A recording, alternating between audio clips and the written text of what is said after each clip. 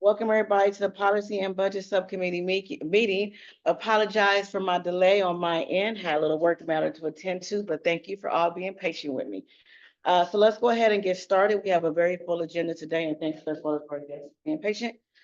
So today we have presentations. We're going to focus on around our AB 109 Access Funds Priority 4 related to the women's program. So we'll go ahead and get started with the meeting. So first, I would like to again thank you all in the room and on Zoom for coming today for our / meeting work group. Again, focusing on the women's program. I'll set some quick housekeeping items before we go ahead and get started for those in the room and those that are on Zoom. So for those in the public, please keep your participation at a mute. And for those on the phone, you want to do a *6, mute and unmute. And then we'll hear from comments first from our board members, our guests, and then the public within the room. We will first start off with some committee items first before we get into our presentations as well as the additional agenda items that we have set for today.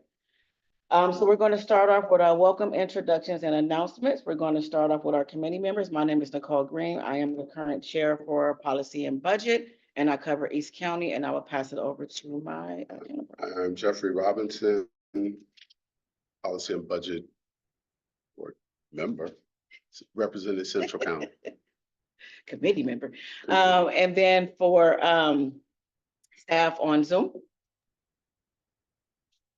Good morning. My name is Garyana Youngblood, and I'm with the Office of Reentry and Justice. Hi there, Jill Ray with the Office of Supervisor Candace Anderson. Thank you. And we will first turn over to our guest that are in the room to introduce themselves. Annette from Center Force. Welcome, and then we'll open up for our for the community and for the members on Zoom that will introduce themselves.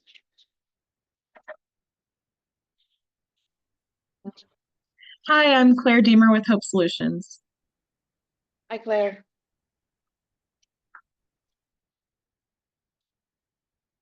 Yeah. No? Okay. All right, so we'll go ahead and move into announcements. So the first announcements I want to make for our committee members is I know you see the email that went out in reference to Garyana in regards to Ozzy stepping down from the CAB. Justin's not here right now. We'll have more discussion at our full CAB, but in reference to policy and budget, I'm going to, at this particular point, move into that role for chair as temporary until we get to our full CAB meeting. I'm not sure if Patrice reached out to Justin and you yet. I couldn't actually call you guys yet because I am still the chair of the budget. But what that basically will mean is I still will be here to support and help, but I am looking for either you or Justin to help me in stepping up into that role as chair. I will still provide support. I will still be here for the work groups, but I can't wear both hats. So that will be a discussion that we will have. I assume that Justin may want to do it, but I'm not sure. And I wanted to also lay that there for you to walk away and think of. No pressure. Go, Justin. I just need someone to be able to lead the call and help with putting documents together because Nikki can't wear 20,000 hats. So I still will be here for the work groups. I still will be in person for these meetings. It will still be like I'm here, but if voted in, I will move into that position that Ozzy was holding. So I, again, couldn't call you because then that would be a Brown Act thingy because officially I am still the chair for here. So I wanted to make sure that I gave that some thought for you to look to think about. And we'll talk about it more at the next full CAB meeting. Any questions? None from me. Other great announcements is, especially for policy and budget, is the conversation has started around some of our recommendations in reference to the core outreach team. I know that there is discussion with H3 around the housing aspect for the RFP.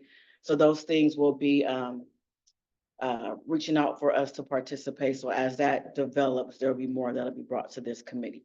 Okay. That's my announcements. Are there any announcements in the room? You have anything coming up? Oh, I don't even have it written down. You want me to go to my email? Go to your email. Did I put you on the spot? Yeah. I know your announcement and you don't. I emailed you my name. Well, I'll look for it and I'll forward it to Garyana, but Annette has a presentation that is coming up where she will actually be speaking at for Center for, so I wanted to highlight. It's a fundraiser for them.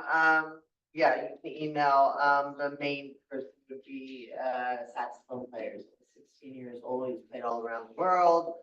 So it's just kind of a fundraiser for Center for us, and I'll just be speaking about my journey and how I got into the position I did at Center for us. Thank you. Any other announcements in the room? No? Any announcements on Zoom? All right, seeing none, we're going to move into our next agenda item, which is for public comment on any items under the jurisdiction of the Community Advisory Board and not on the agenda.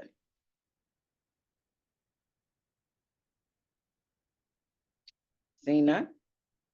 Okay. We will move on to agenda item number 3, which is the approval of our minutes from our June 24th CAP Policy and Budget Subcommittee meeting. If you could please pull up attachment 1, and it's in the agenda packet, starting at page 4 through 6. And I'll be looking for a motion to approve, and just me and you in a second, so.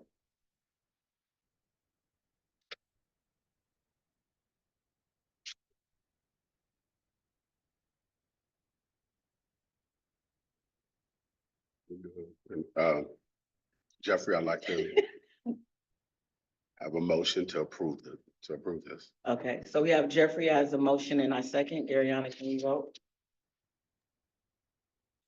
Nicole Green, Aye. Jeffrey Robinson. Aye.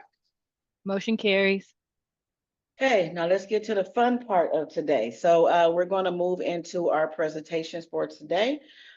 Just to set some meeting norms and due to timing, I would like for us to allow our presenters to get to their presentation. As each presenter presents afterwards, we will open it up for committee members to address any questions and then open it up for anyone within like Zoom that may have questions regarding our presenters. So today we have both the GEMA project as well as Cineforce. We're going to start off with the GEMA project first, and that if we can please pull up their presentation. So it starts off on attachment 2, page 7. I believe the GEMA project is first. So we'll go ahead and pass it over to Cynthia to do her presentation. We have 10 minutes, is that right?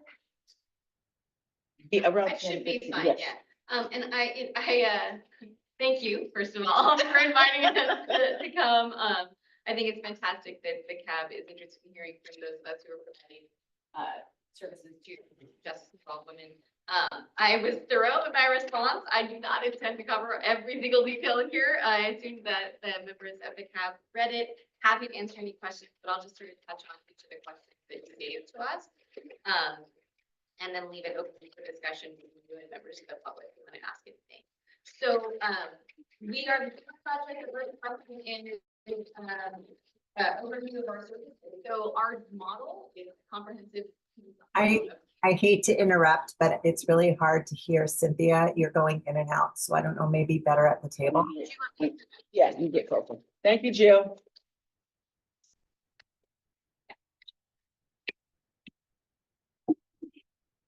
How is this, Jill? So much better. Thank you. Okay, fantastic. Okay, so the first question we were given was an overview of our programming. Our model begins in custody and is generally it's a 10-week program. Each facility gets to decide how much time they have actually to provide for cohorts. We can do it in fewer weeks than that, but it happens 10 weeks at a time, typically 4 times a year. It's a cohort, so we enroll women in the beginning and we have very little attrition typically. So usually we'll end with about as many as we start with. We end up serving roughly around 60 women a year through the day program. It qualifies if it's the full 10 weeks for 120 hours of programming, which is consistent with intensive outpatient programming or treatment. It includes the group cohort model. It also includes individual continuing care work, and then reentry support for up to 18 months. We say 18 months, which is actually a pretty significant amount of time. Most women are pretty actively engaged for about 9 months and then kind of drop in and out. The continuing care services include individual reentry planning, as well as continuation of groups that were provided in custody, as well as individual and group therapy if that's something that participants want to take advantage of.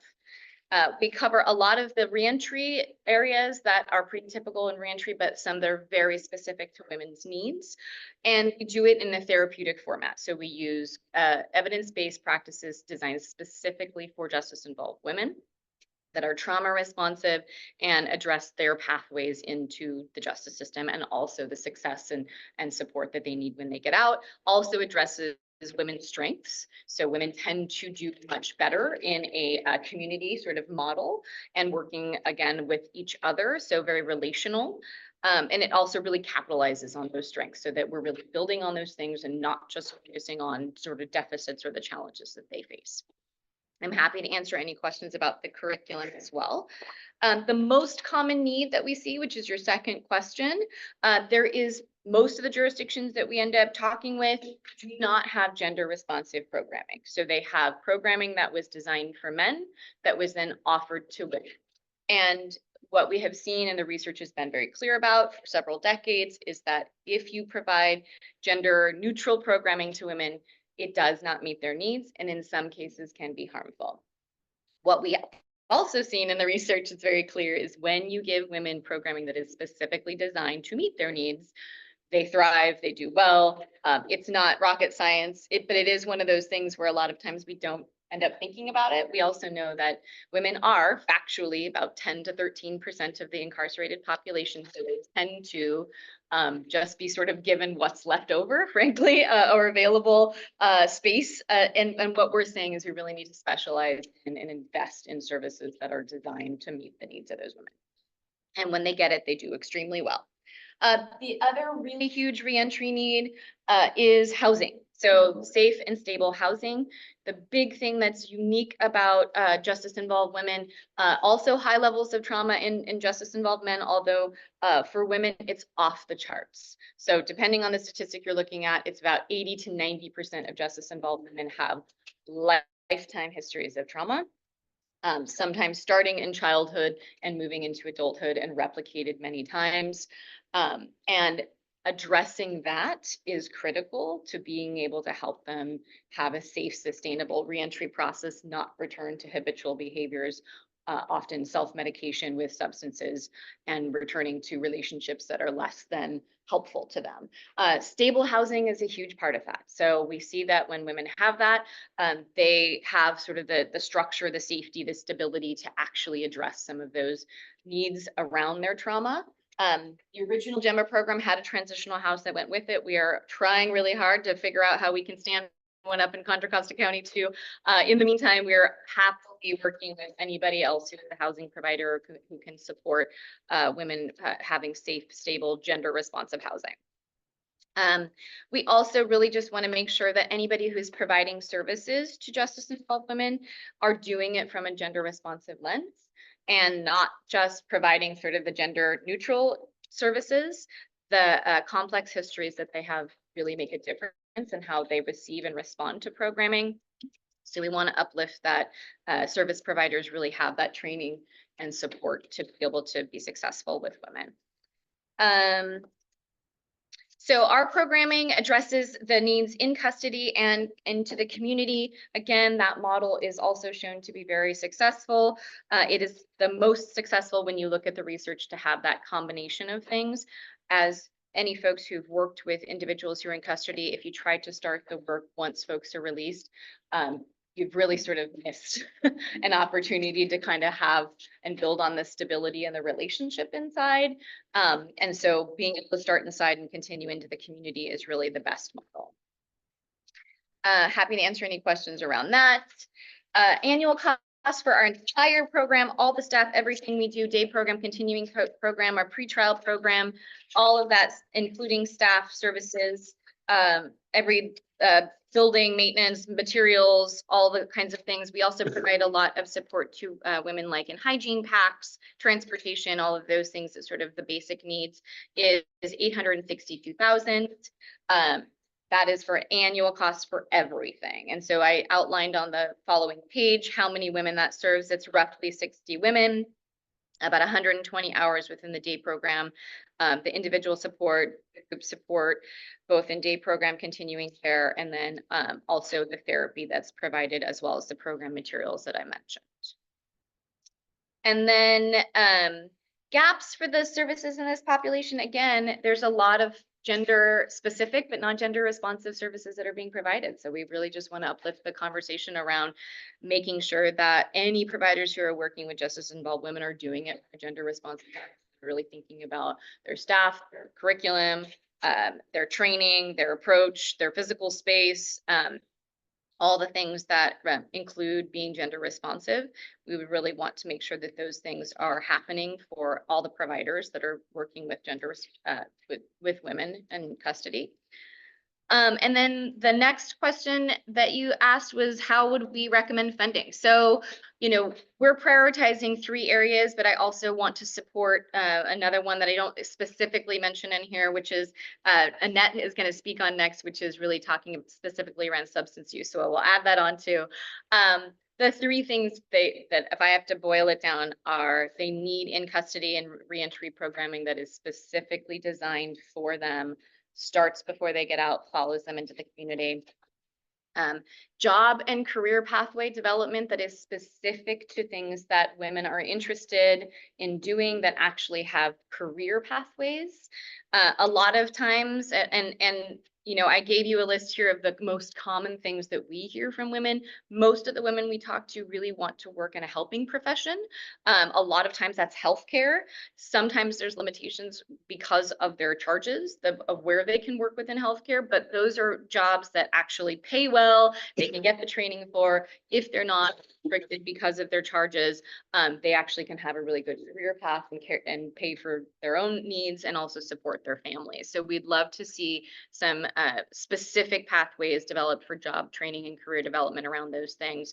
And I would say, you know, I'm talking about the programming and working with humans and sort of helping healthcare professions, but ask the women, right? Like go to them, ask them, what do you want to be trained in? What are the things?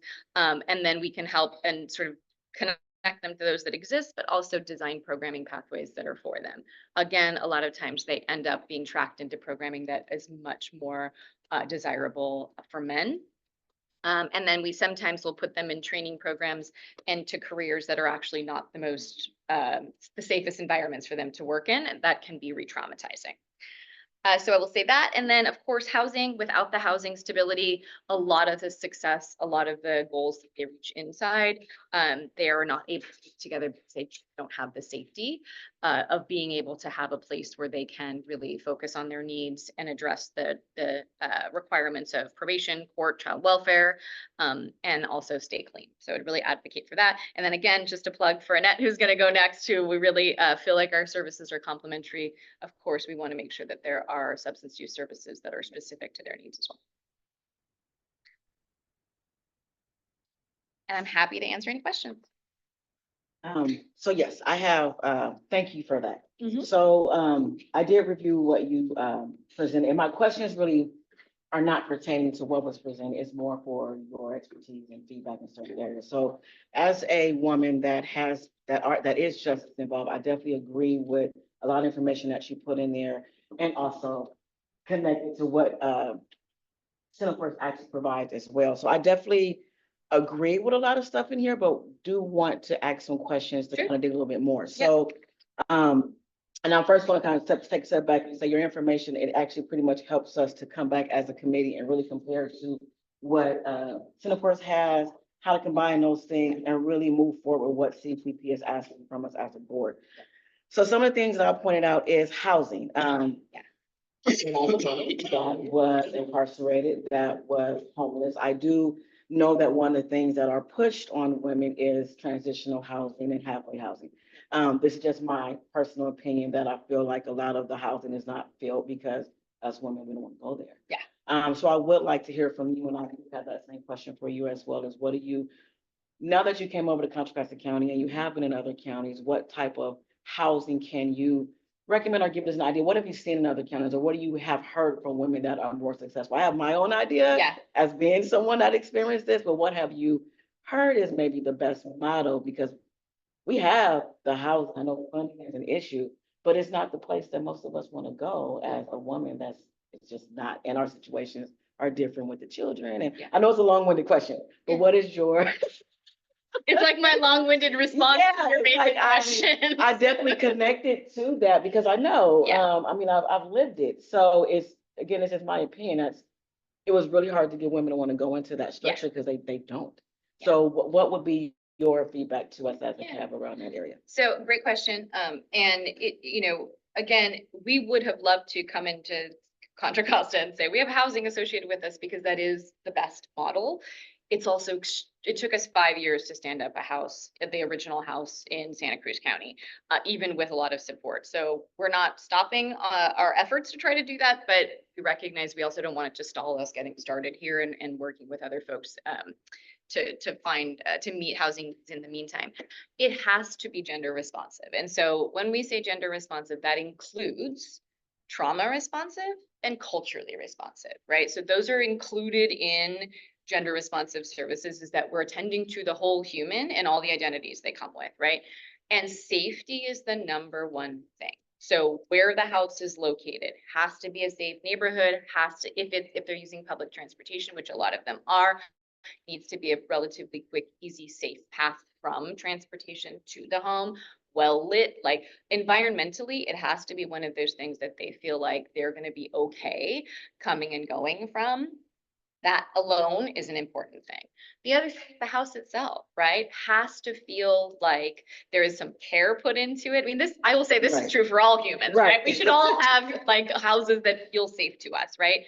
But thinking about like, what does it look like in terms of like, is it well kept? Is it clean? Does it have the amenities that they need? Many women, in fact, 80% of justice involved women do have children. That doesn't mean they're all parenting them directly, right? But they might have visits with them. So is there a place where their children can come that feels safe and clean for the children to play? If they're little and they're going to be on the floor, is it clean, right? Like, is there a yard? It like thinking about about justice involved women, we know they're going to have interaction with children, most of them, right? So those are the kinds of things to think about.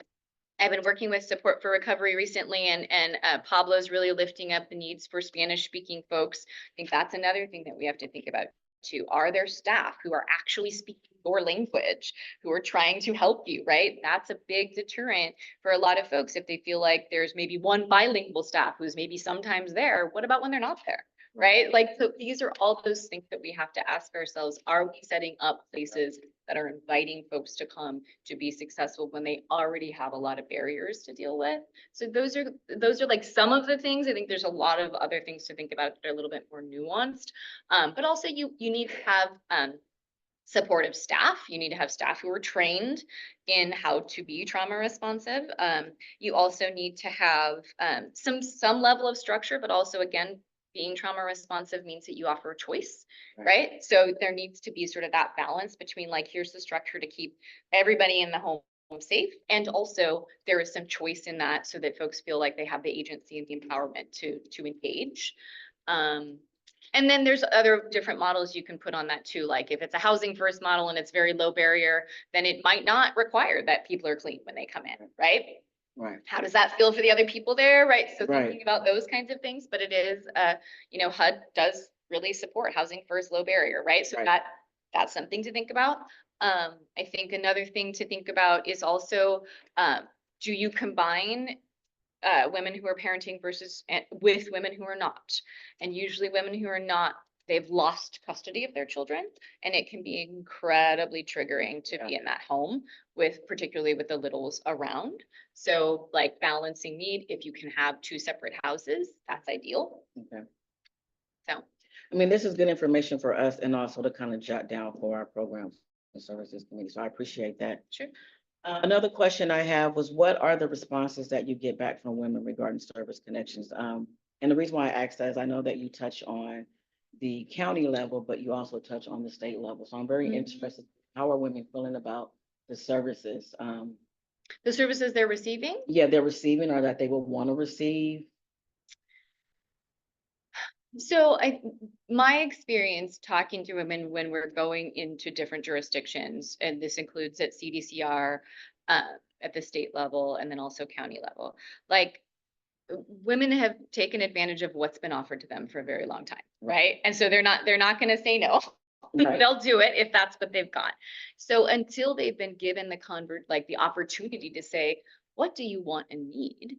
Right? They take advantage of what's there only in reflection on like, oh yeah, well, it, really didn't meet my needs as a mother. It didn't really address my trauma. It didn't really help me understand that a lot of my substance use and choices were related to my history of trauma and not having coping skills that I've been, used to using that are not causing harm in my life, right? So I'll say that what they're saying is they want things that are built for them, that are designed for them, that they get to imprint on.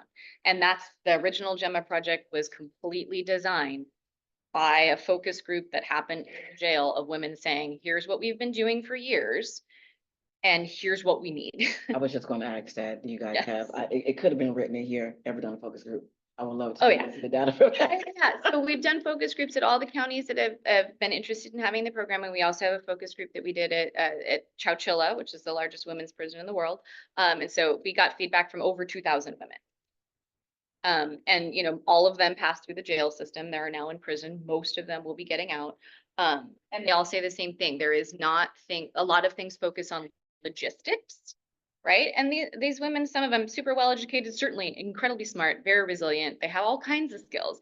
It's really nobody is marrying the two things of like, how do you plan for successful reentry? And how do you also address from a psychological standpoint, all the things that contributed to you getting in these cycles, right, of trying to manage what are oftentimes abusive relationships, histories of trauma and abuse as a child, and lots of limitations in terms of income and education, and really not having the financial independence to make a lot of other choices, right? And then also parenting, right? So like when you're parenting, and we know the cost of childcare for the average person, right? Like but her choices become more and more and more limited, Correct. right? So yeah.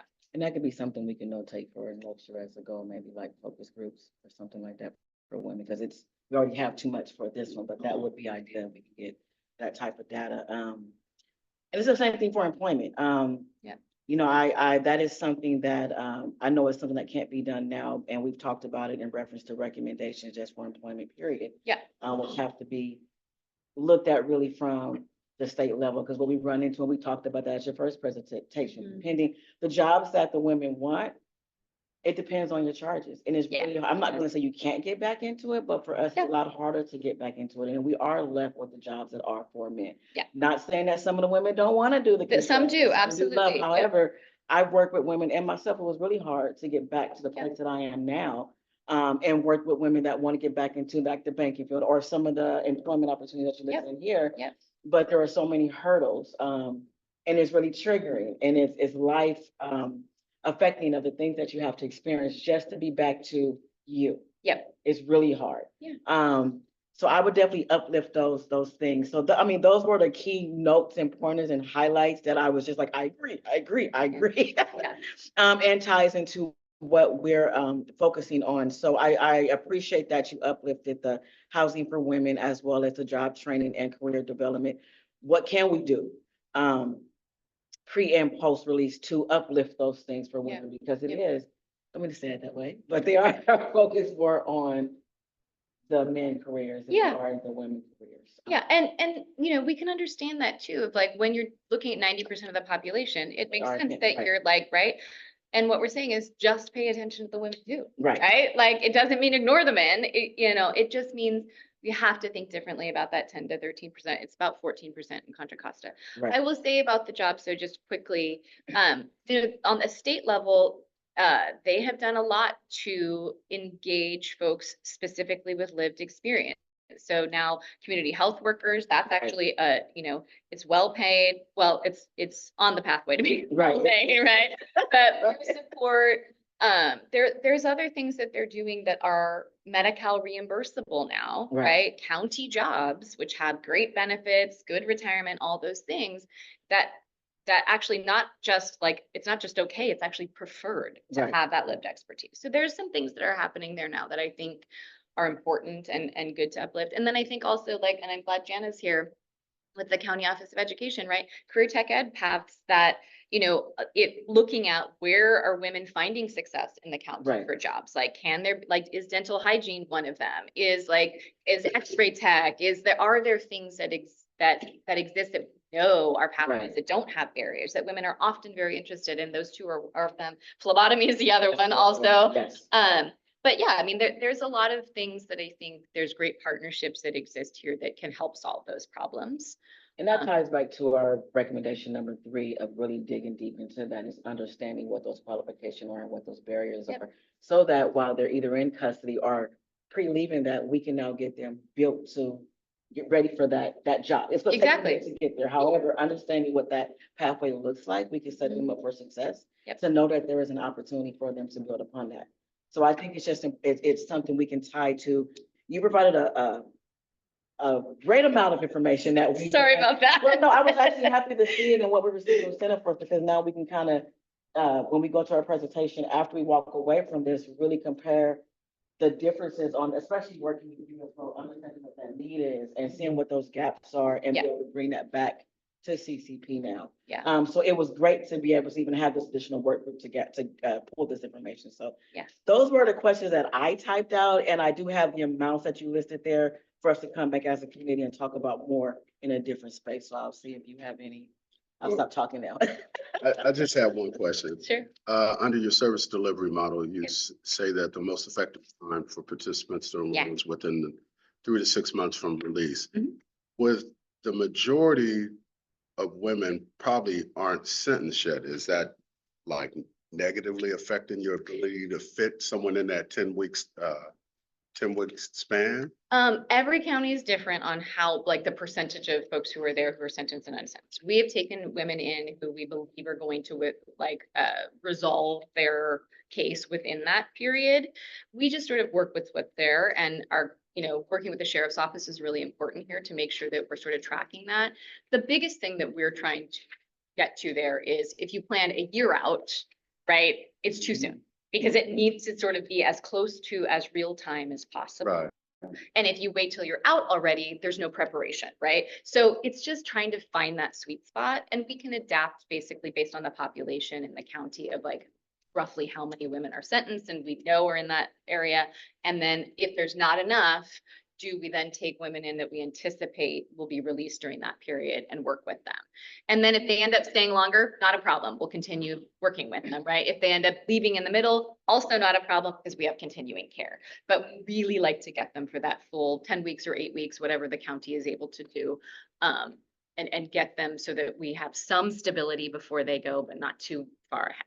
Does that make sense? Right. Yeah. So, Yeah. and that kind of went into my second question, which would have been,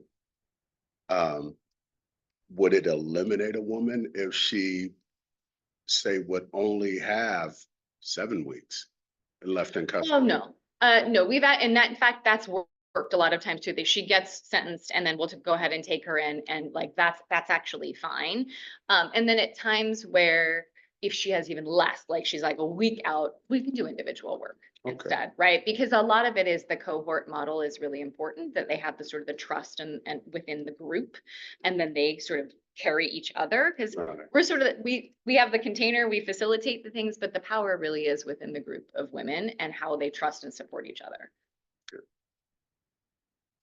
Go ahead. Okay, I want to wait, don't get that. Not going anywhere. Not going anywhere. Any questions from anyone in the room? No? Any questions from anyone on Zoom? No questions. All right, well, I really appreciate you presenting today. I love the homework you gave me, because I can actually really tear this apart. And this, as I mentioned, this has really helped us as a committee pull this information together to present back to CCP. And we hope to be able to collaborate with you a little bit more moving forward. So any questions for us? I don't think I have any questions. I just will say, like, I included a, pretty big budget, much more than what we need, because I really want to, lift up other program providers who are doing other things in the system. So awesome that Annette is following and, those dollars should also be considered for them. Housing providers, job training, like we don't do the job training, right? But there's folks who do and they're experts in it. So I'm really advocating for there being enough resources to fund all the needs so that we have this really good continuum of care for women. So that's really why that budget is much more than we need, because it's intended to be, we're building out a system that's meeting Right. all the needs, right? Okay. Yeah. And I'll definitely say for Annette as well, just, this is not the last time, because as I'm hearing, you touched on several different things, employment, housing, and we broke down those recommendations in different sectors. So I think it's important that we uplift that note as we're working on those recommendations to highlight women so they're not forgotten. Yep. I have to make sure I let you know that. So thank you so much for presenting, and we're now going to move over to Senate first, and we have Annette here to present for us. Hello, everyone. I apologize. I'm probably gonna be a little bit scattered because Okay. I was on vacation for a week, so my director actually wrote this. I always give you a challenge, don't I? It was like the last minute, so I apologize in advance. So basically you want to provide an overview of your gender responsive program. Well, I work in Central and East Contra Costa. I work pre and post release. So I will work with women. I go inside, either getting referrals, but I also work off the sentence list. And I'll go in and see if they qualify for my program in Central or East Contra Costa. I offer peer-to-peer support. A lot of times they kind of look at us when we come in and they say, hey, who is this person? But I can tell them, you know what, I sat where you were a little under 7 years ago. And that hope gives them hope. So I'll work with them as far as with the substance abuse piece. We'll process through it. A lot of them say, I don't have a problem. As I meet with them every week, we talk about it, and then they say, maybe I do have a problem. So then we go from there to, maybe connecting with AODS.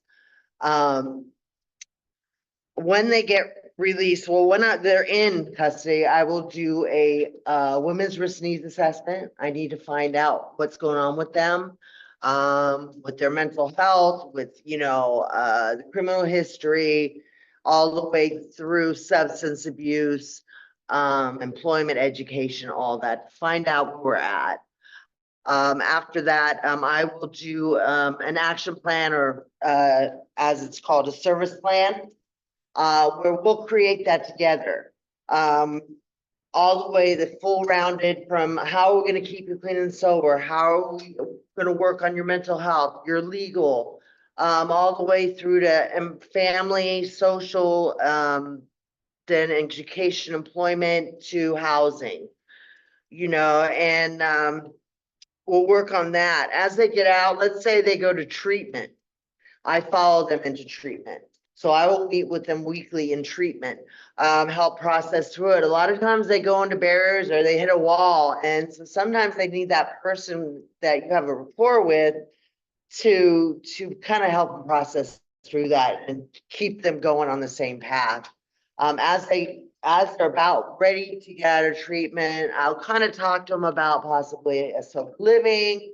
Maybe they want to. A lot of them say, I just want permanent housing. So I'm kind of that one that will kind of keep it honest with them and just tell them, oh, it's a little bit hard. Sometimes it's a little bit, maybe it's better to go to a sober living first and then housing. But I am with them for a year, sometimes more than a year. It really depends on their needs, on how it's going. If they're still going in and out of the system, I will follow them in and out of the system and try to get them on the right path. As they start like getting employment and all that, I will kind of distance. I'll slowly move away to 2 weeks, 3 weeks, until we'll process through. Are we ready to have a successful completion? The housing piece is hard. The sober living, transitional housing is pretty much most of women that I see are willing to go into. A description of the needs among your clients. Basically drug and alcohol treatment, whether it be inpatient, outpatient, life supporting employment would be another thing. Of course, as we all touch on, permanent housing at some point. A self-empowerment, they're so down when they go to jail and after there's long-term substance abuse. A lot of them don't know who they are anymore. Kind of, help them to, give them confidence and help them to realize that to learn how to love themselves again. Talking to them about therapy, and a lot of them are, I don't need it. So, I'm here to kind of process through that with them, advocate for them, refer them to other programs that are needed, but just having an open conversation with them and knowing that they can come to me and talk to me about anything, and we'll figure it out together. Ways which the program seeks to address their needs. Well, this is what he wrote. Exceed 10 goals or and objectives above reporting progress monthly to the health right. I'm gonna go my own way. Is that okay? Right. To address the needs, basically, treatment, talking to them about treatment, mental health services, and that would be referring them out. And even if I need to help them by sitting next to them and making that phone call, whether, to the access line to get into treatment. I also support them at court. Some of them still have court cases going on, or some of them have court or charges that have popped up. And so I will support them in court, so they don't feel alone. Also, employment, although I will refer them out to employment, I'm always keeping my eyes open for jobs possibly that they can do, help them with schooling, ideas for that. I pretty much try to do a well-rounded plan with them, and I will help them in any way I can, and I will sit with them and do an application if I need to, because a lot of them don't know how to do all that, and so I'm here to help them through it. A detailed annual cost to operate. He's saying $82,000. So that would be staff, which is $67,704, travel and substance $3,000, equipment $500, program operations $10,696, and then client incentives $100. Based on the experience, please identify gaps. Pre-release, I'm gonna just touch on a few things because a lot of it, if they're in jail, a lot of times they do not have time to get an associate's degree. But I'm not sure if there's ESL in the jail. Is there ESL? Mhm. There is. So, but GED programs, we have GED programs in jail. So, programs like the Gemma Project, the trauma, programs like this is very important in the jail. I think that is beneficial for a cohort like this, because most women going in have suffered some kind of trauma. Right. And a substance abuse in itself and being homeless is a trauma in itself, and everything that goes around in that, and I can say that from personal experience. And I think that therapy, learning how some skills before they walk out that door is the most important thing. And knowing that they can do it and empowering them, then they can do it. Like I said, I will meet with them, but the gaps also is for post-release is, of course, housing. Because we all know we have an issue with shortage of housing. Longer service periods. So basically, I would like to be with them at least 18 months to 2 years if I can. My gaps, least for my program, is I only work in Central and East.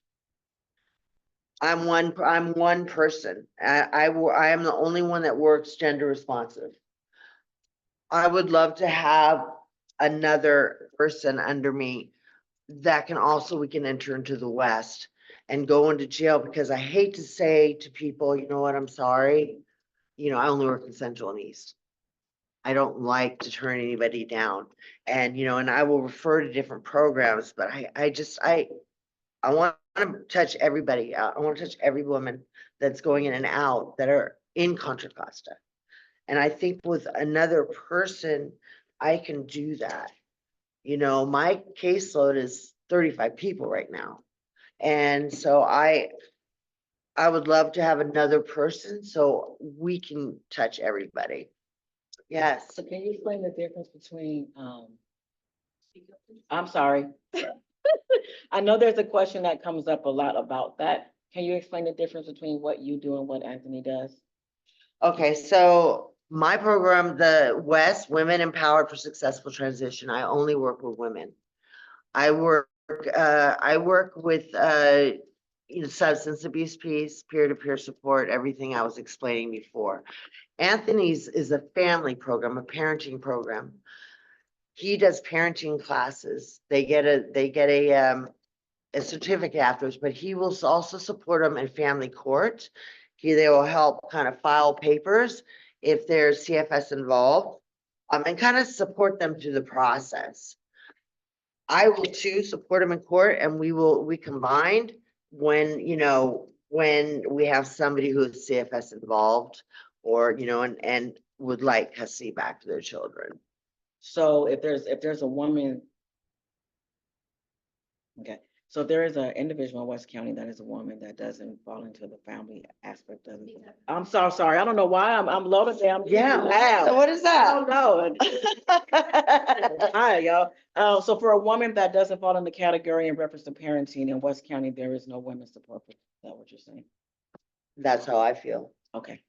I feel that not, I think not in the aspect where I am. Okay.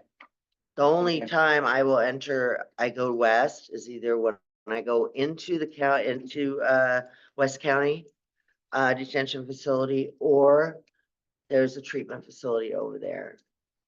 So not only am I in the jail with women, I also have 4 treatment facilities calling Right. me and say, you know what, I have a woman that qualifies for your program. So I will go see them in when they're in Right. in treatment. And from a housing perspective, and correct me if I'm wrong, but what I see, there seems to only be, so there's a mixture of, even with our providers, the housing that the women go into end up being the sober living environments that are tied to substance use. So there isn't any difference, because those are the only housing that's available right now, pretty much. Right. And my experience when some of the women are homeless, they don't want to go to a shelter. They Right. don't. Right. Because they've had too much trauma and there's too much going on. And some of them are still sober. Now, it doesn't mean because they're homeless, they're on drugs. Right. Some of them just, it just happens, it's what happens. And so they don't want to go to a shelter. So do you run into, in a previous role, some of the things I used to run into when I used to wear the same kind of hat you did was, like you said, one of the biggest things is all women are not dealing with a substance abuse issue. But I had the same barriers that you did in reference to trying to find a placement in a house, and it was triggering for them because I ended up having to place them into a sober living environment around other individuals that was dealing with that. So do you still run into that issue, and what type of feedback do you get from women? Because I couldn't keep them there.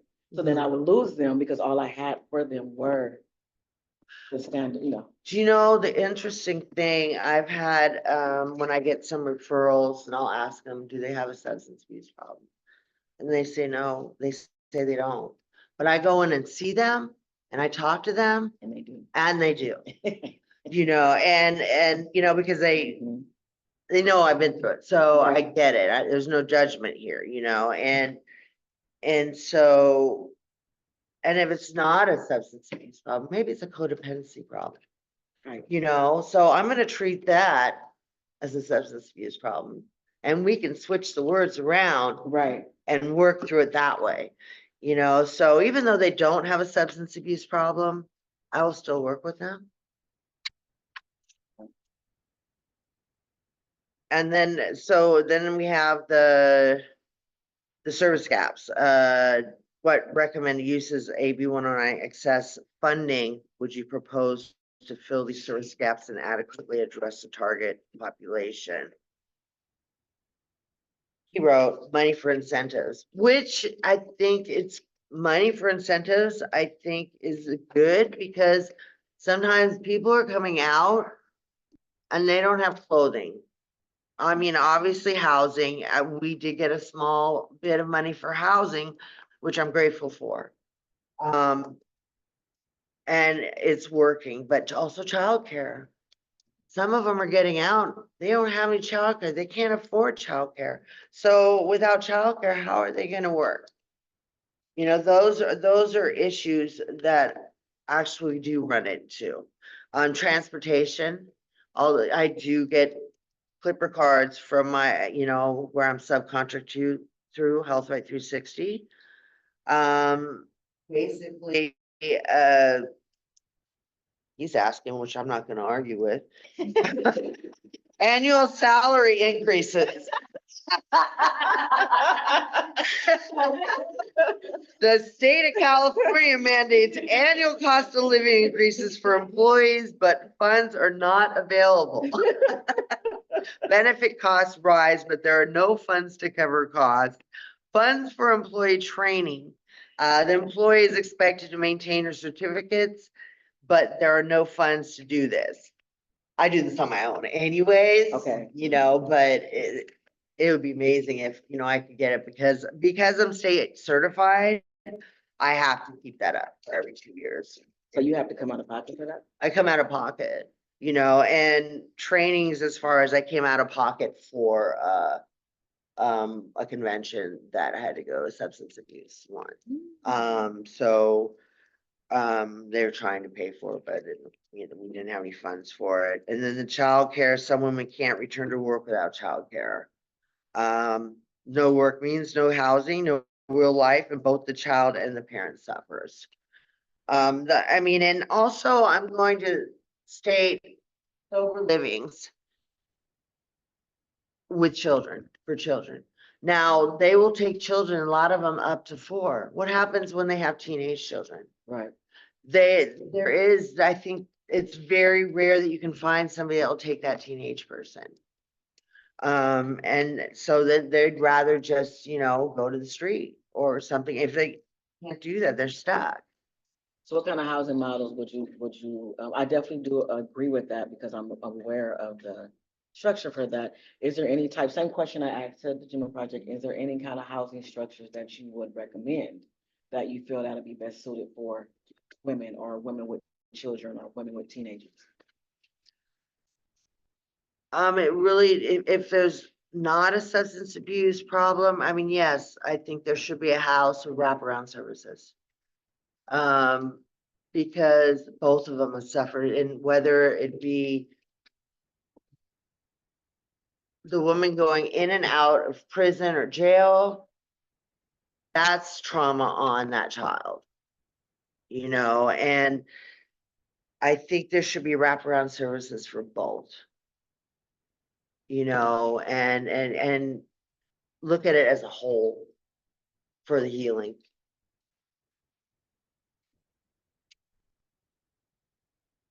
And also for sober livings, I think there should be some sober livings that will take women and teenagers. You know, there isn't any, I ran into this problem before. She wanted to be, you know, she wanted her child when she comes out. Child's 14 years old. Where are they gonna go? But she wants to go to a sober living.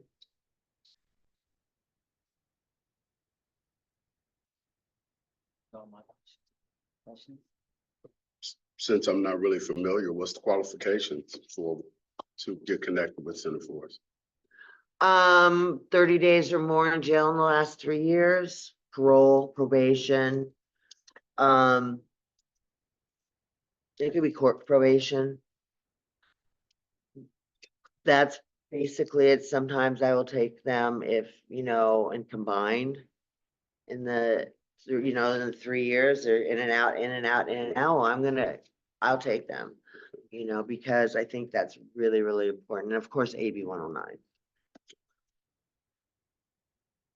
Court. Yeah. And I do take mental health diversion as well. I'm sorry. Back to a question, when you say AB 109, as far as they're on AB 109 probation? Okay. Yes. And you also said you take some from AOD, so you support them as you support. No, I can't talk anymore. You support AOD, and I was getting low, y'all. You support AOD as well. You take referrals from them. I don't get referrals from AOD unless it's the treatment facilities and they are formerly incarcerated. Okay.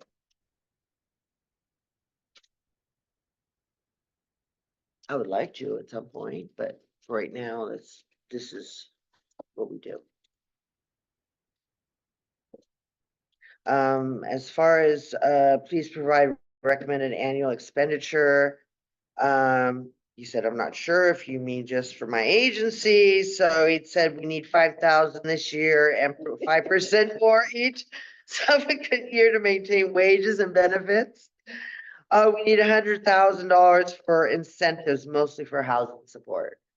And then we need at least 5,000 per year for staff training. Yeah, so, we noticed that part.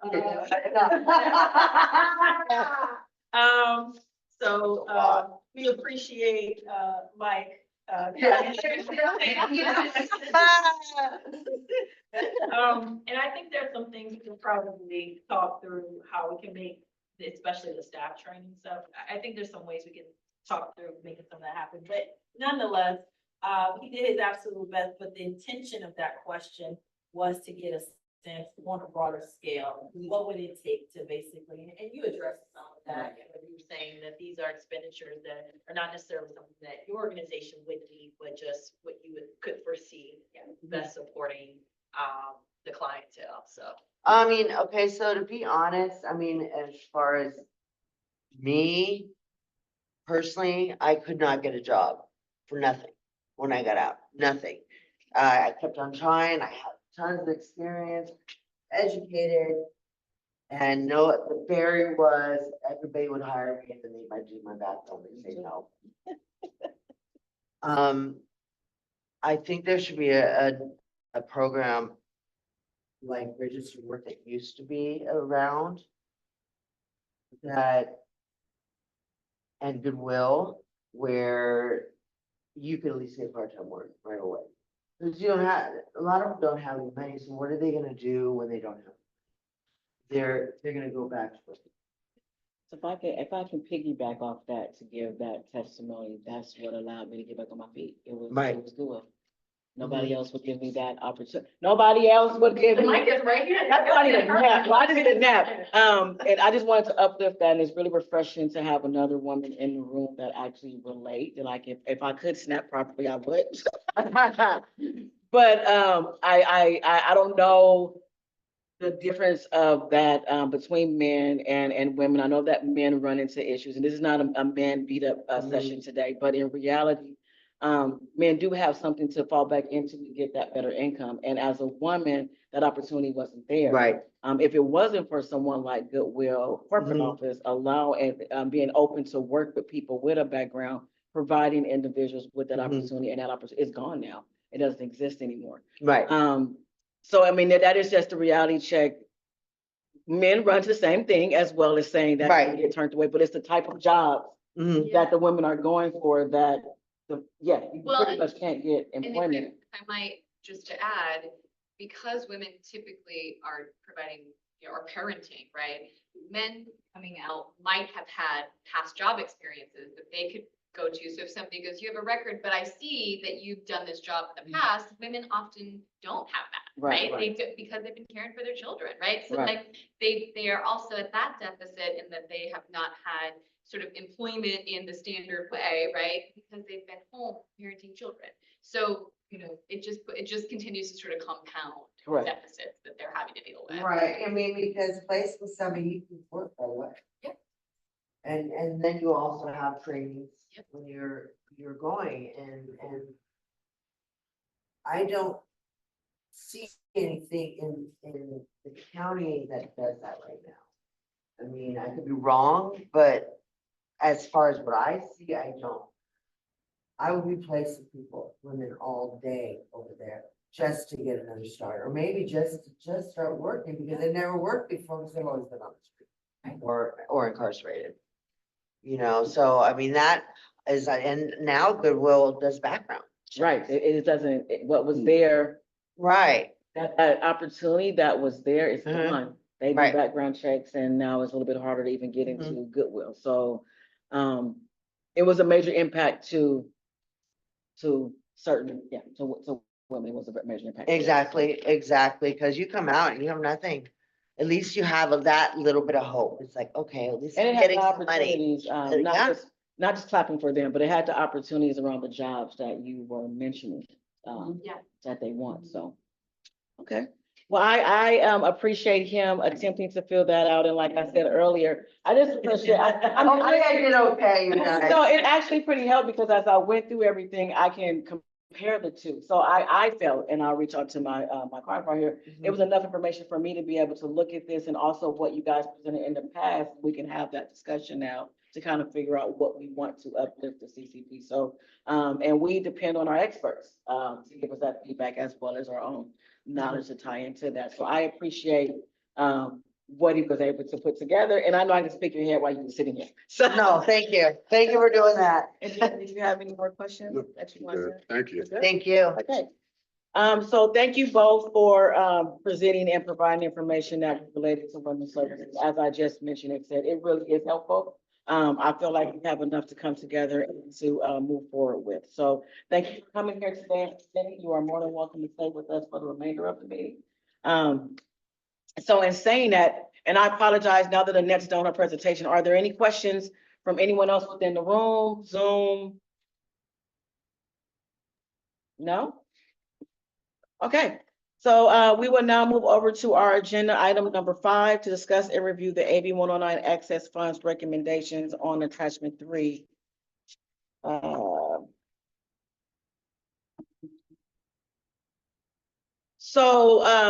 I really just put this here, I just wanted to be included in our next couple of workshops. There really isn't a full discussion to have right now around the recommendations. Again, today was just to focus on the work group to gather information around the women's services as CCP asks for us to come back as a committee.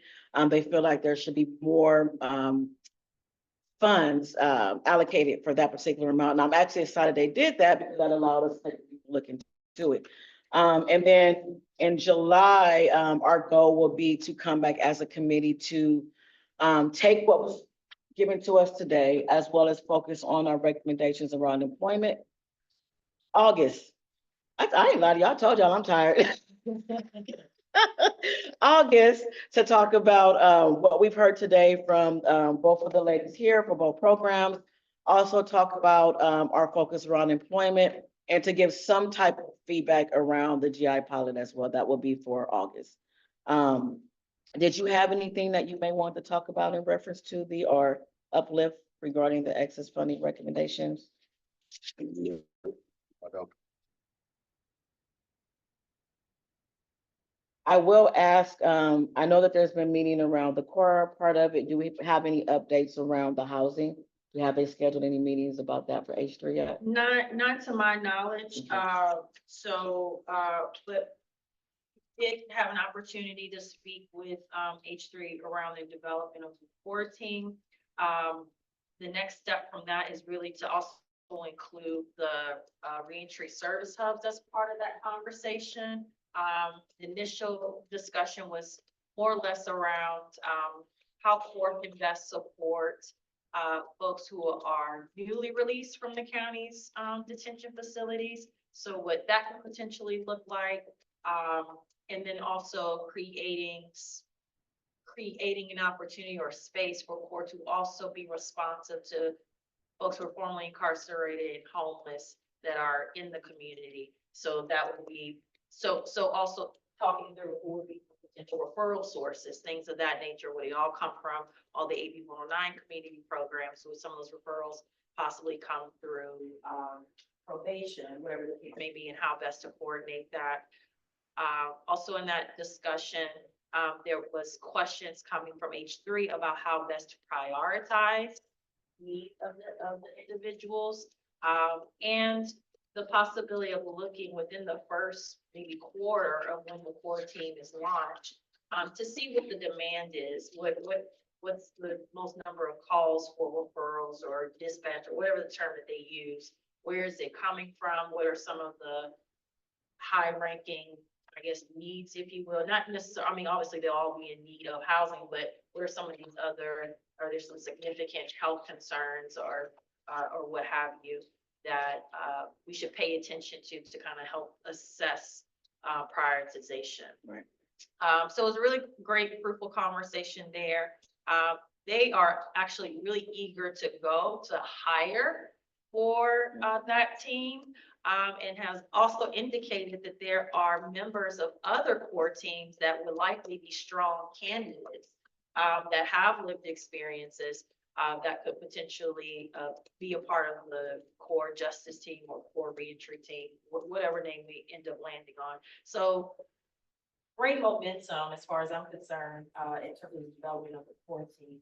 In terms of the development of the RFPs and what have you for the other housing options, we haven't talked or discussed that in great length just yet. But what we are anticipating is that they will likely fashion the RFP similar to what they've done for their Measure X funds that align with these same housing options. They are aware that CAB would like to be a part of that process, at the very least to be part of the review process for once the RFPs are released, and they are in agreement with that. So I just say more to come on those pieces. Conversation is happening. They definitely, H3 definitely reached out pretty quickly. So there is great interest on their end to get some of this, get the ball rolling on that part. Okay. And then just for a note, especially for the housing, when they do the RFP, even if cabbage is part of the review as they're building it out, just ensuring that they have feedback from you all and current housing providers that are assisting with this population and the structure of that. Yes. We greatly appreciate it. Absolutely, absolutely, definitely. We want to be part of that conversation as well, to help us. One other thing I forgot to mention is that that H3 spoke about in terms of developing this new core reentry team. There, you know, we have some concerns around now that we have Cal AIM, and it will have its own sort of pathway, right, for support from pre to post release. Would there be a potential for this core team to also be responsive to that group? And will that take away, because those that will be served through that ECM process, the enhanced care management through the CalAIM effort, are folks with higher acuity of needs. Right. And so we talked a little bit about that. They did mention that they have other core teams that they can then leverage depending on the need of the individual. I believe there's one core team called Core Plus. Yeah. That supports folks with more disabling conditions. So that could potentially be a team that's leveraged. So we just at least share what we thought might be what's the right word for it? Unintended consequence. Right. That may need some coordination internally to be sure that that's covered, and they were responsive to that. I did join the CalAIM meeting yesterday. Okay, yeah. And some of the good things that I did hear back is that the next step is for them to look into what's already existing. pre and post release. So they're hoping at the next meeting to provide more information around that. So I was really excited because I've been at majority of the meetings and we haven't heard most around the programming aspect of it. It's been more about the detention health and their build. So I was really excited to see that one of the main topics that they do acknowledge that there are existing programs and that they're going to look at that in reference to pre-release. They are looking at the internal programs that are already happening inside. So I am excited to see what the next meeting will be and kind of what that looks like. And they said they will be reaching out. I don't know who that is and what that consists of, but I guess more information will be provided at the next meeting. So it was nice to finally see that uplift because I kept hearing about it, but I didn't see it one of the major talking points at that time. Gotcha. So the next meeting is next month. So hopefully I'll have something to report back on that. Next, my other part, and I'm not sure if you're aware, but I wanted to ask in reference to GI. So I was told that there's supposed to be a work group coming up and that there is supposed to be a meeting at the next board meeting that, what is her name? Marla Stewart? Thank you. I was gonna call her Mariah.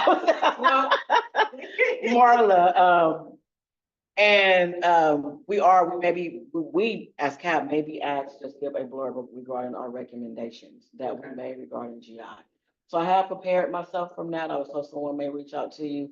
I'm just waiting to hear what I'm supposed to do. But if so, I am going to prepare myself to just read our recommendation. Yeah, thank you for sharing that.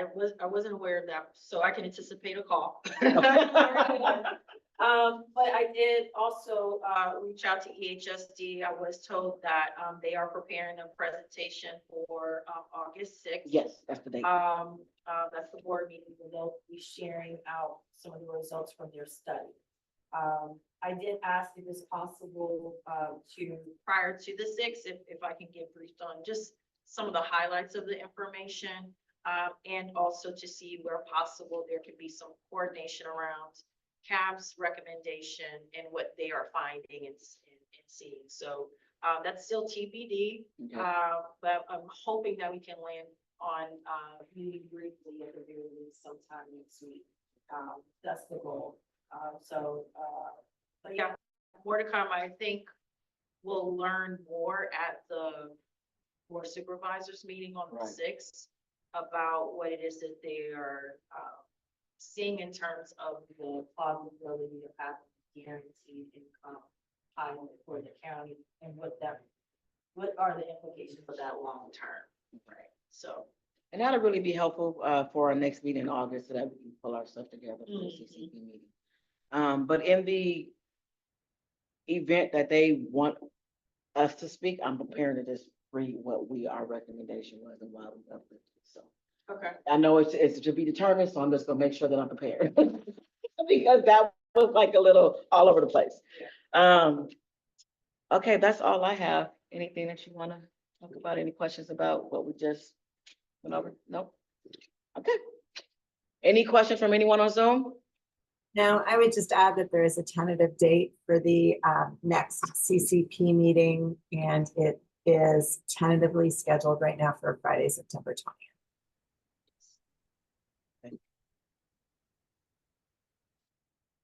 Okay, so moving on to our next agenda item, which is discuss revised CAB policy and budget 2024 meeting schedule. Last time we talked, I know Justin's not here. I asked if you guys were willing to move our calls from Friday. And I did send an email out to Patrice and was trying to figure out if Wednesday worked for you. And I don't know if they replied or not. Oh, did we send that out to the team? Sorry. I thought they were going to use this time to talk about the scheduling, but Justin did send in his feedback about this agenda item, and he said Wednesdays does not work for him. Okay, did he say what days work for him? Justin said he is available on the 3rd Thursday over the 4th Thursday of each month. 3rd or 4th? Yeah, it says third Thursday over the 4th Thursday of each month. So wait a minute, 3rd Thursday. I think his preference is the 3rd Thursday. Yeah, each month, which is the same day. As programs and programs services. Services. So, if you guys do aim for that, then your meeting time, it just will have to, yeah. Your meeting time will be impacted. Yeah, I can't do the third Thursday. 'Cause they meet 11 to 12, or 11 to 12:30 or 11 to 1. yeah, they meet Correct. 11 to 12:30. Okay. So anytime after or before that. Okay. And actually, staffing wise, we run into issues. Don't we have our job? See? Yeah, That's like- occasionally we have our job diversion on the third Thursday of the month, and they're right after programs and services from 1 to 3. I mean, eventually that will transition over, so it could free up at some point, but, for now, staffing wise, probably prefer morning.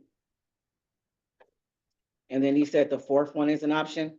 Yeah, sounds like it.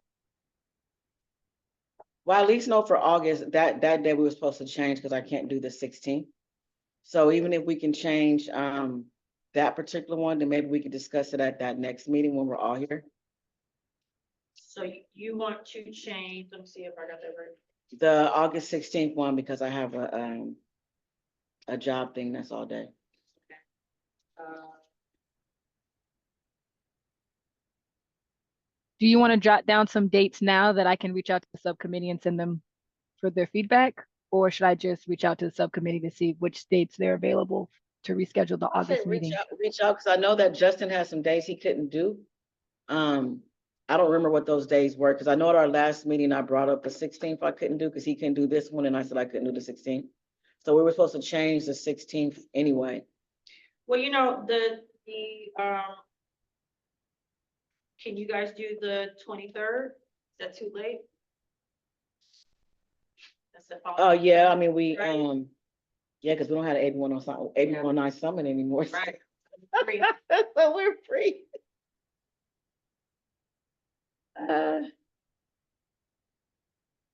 Sure, I like you. I was gonna take a PTO day. Sure. What is it? Hey, I'm just throwing out dates.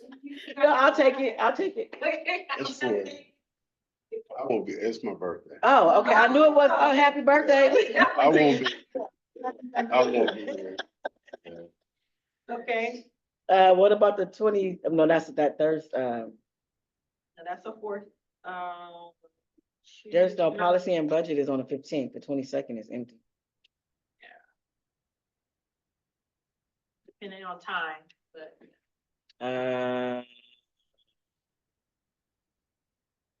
About the 29th. now keep in mind, you're gonna run into Pete. the CCP and pushing out from when you want to share something out for the full, oh no, that'll be after the full cap. Mm-hmm. But yeah, CCP.